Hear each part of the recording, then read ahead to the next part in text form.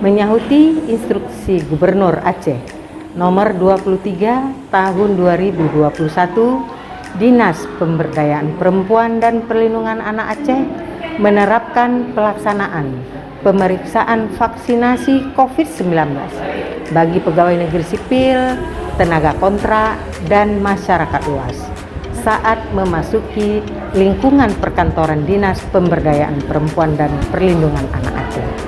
Dan ini berlaku sejak 1 November 2021.